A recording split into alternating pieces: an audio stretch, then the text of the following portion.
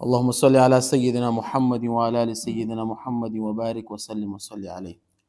حضور اقدس صلی اللہ علیہ وسلم کا ارشاد ہے کہ مخلوق ساری کی ساری اللہ تعالیٰ کی عیال ہے۔ عیال مطلب خاندان، ٹھیک ہے۔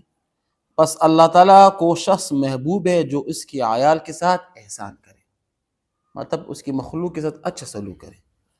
مخلوق کے اندر مسلمان، کافر، انسان، حیوان سبھی داخل ہیں۔ ہر مخلوق کے ساتھ احسان کا برتاؤ کرنا اسلام کی تعظیم ہے اور اللہ جل شانہ کو محبوب ہے، ٹھیک ہے نا۔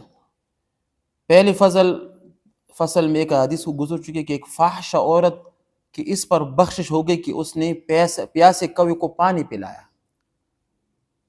ایک اور حدیث میں یہ گزری کہ ایک عورت کو اس بنا پر عذاب ہوا کہ اس نے ایک بلی پال رکھی تھی، اس کو کھانے نہ دیا، جس کی وجہ سے اس کو جہنم کا عذاب ہوا تھا۔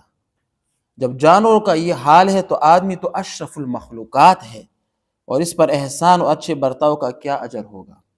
حضور اقدس صلی اللہ علیہ وسلم کا مشہور ارشاد ہے، ارحموا من فی الارض یرحمکم من فی السماء، ٹھیک ہے۔ تم زمین پر رہنے والوں پر رحم کرو، تم پر آسمان والا مطلب اللہ تعالیٰ رحم کرے گا، ٹھیک ہے۔ دوسری حدیث میں حضور اقدس صلی اللہ علیہ وسلم کا ارشاد ہے کہ جو شخص آدمیوں پر رحم نہیں کرتا، اللہ جل شانہ اس پر رحم نہیں فرماتا۔ ایک اور حدیث میں ہے کہ رحم اس شخص کے دل سے نکل جاتا ہے جو بدبخت ہے۔ یہ مشکات میں حدیث ہے۔ خود حضور صلی اللہ علیہ وسلم کی ساری زندگی ساری دنیا کی رحمت تھی، کیا تھی؟ وما ارسلناک الا رحمۃ للعالمین، ٹھیک ہے۔ آپ کی زندگی کا ایک ایک واقعہ اس کی شہادت دیتا ہے۔ امت کے لیے ضروری ہے کہ حضور صلی اللہ علیہ وسلم کی زندگی کا ایک ایک زندگی کے واقعات کی تحقیق کرے اور اس کا اتباع کرے۔ کیوں؟ لقد کان لکم فی رسول اللہ اسوۃ حسنہ لمن کان یرجو اللہ۔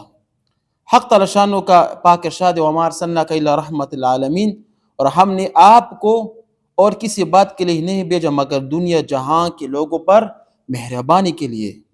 حضرت ابن عباس رضی اللہ تعالی عنہما اس آیت شریف کی تفسیر میں فرماتے ہیں کہ جو لوگ حضور صلی اللہ علیہ وسلم پر ایمان لے آئے ان کے لیے تو آپ کا وجود دنیا اور آخرت کی رحمت ہی ہے، لیکن جو لوگ ایمان نہیں لائے ان کے لیے بھی آپ کا وجود اس لحاظ سے رحمت ہے کہ وہ پہلے امتوں کی طرح دنیا کے عذاب مسخ ہو جانے سے، زمین میں دنس جانے سے، آسمانوں سے پتھر برسانے سے محفوظ ہو گئے۔ یہی بھی اس کے لیے رحمت ہے۔ کافر کے لیے یہ رحمت ہے۔ پہلے زمانے میں لوگوں کو اللہ پاک خنزیر بنا دیتے، بندر بنا دیتے، زمین میں داڑ دیتے، کیوں؟ اللہ کی نبی کی نافرمانی کرتے تھے۔ آپ صلی اللہ علیہ وسلم کی وجود کی بنا پر کافروں میں یہ عذاب ابھی تک نہیں آیا، نہ آئے گا، نہ آیا ہے، کہ ان کی شکل تسخیر نہیں ہوں گے۔ کیوں؟ آپ صلی اللہ علیہ وسلم کی رحمت اس کے لیے کافی ہے۔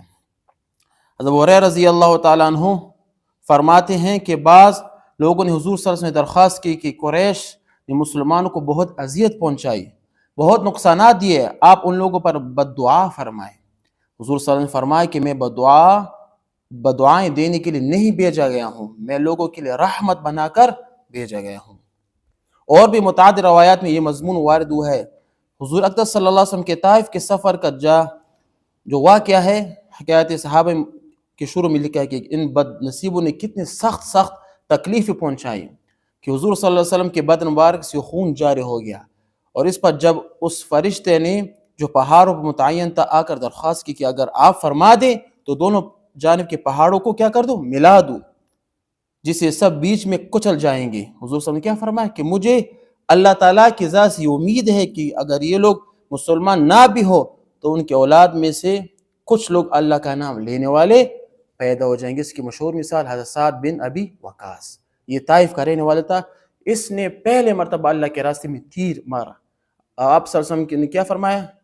اے سعد ارمی فداک امی و ابی، یا سعد و ارمی، ایسا تیر پھینک تجھ پر میرے ماں باپ قربان۔ یہ طائف کا رہنے والا تھا۔ کیوں؟ آپ صلی اللہ علیہ وسلم کی دعوت ان کے آبا و اجداد نے قبول نہیں کی بلکہ ان کے اولادوں نے قبول کی۔ ایک دوسرے احد کی لڑائی میں جب حضور صلی اللہ علیہ وسلم پر سخت حملہ کیا گیا، حضور صلی اللہ علیہ وسلم کا دندان مبارک شہید ہو گیا، لوگوں نے کفار پر بدعا کی درخواست کی۔ حضور صلی اللہ علیہ وسلم نے کیا فرمایا؟ یا اللہ میرے قوم کو ہدایت فرما، نہ یہ نہیں کہ ہلاکت فرما، کہ ہدایت فرما کہ یہ لوگ ناواقف ہیں۔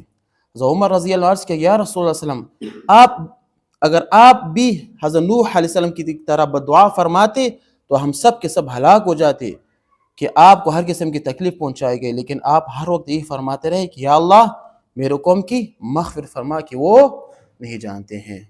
تو یہ تھے حضرت آپ صلی اللہ علیہ وسلم کی رحمت جو کہ تمام دنیا کے لیے آپ صلی اللہ علیہ وسلم نے کیا نامزد فرمایا تھا۔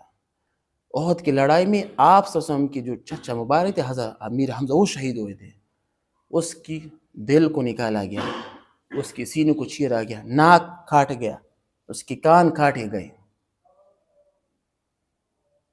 پھر بھی آپ صلی اللہ علیہ وسلم نے کافروں کے لیے بدعا نہیں فرمائی۔ یہ ہوتا ہے نبی، یہ ہوتا ہے اس کی رحمت جو کہ تمام جہانوں کے لیے ہے۔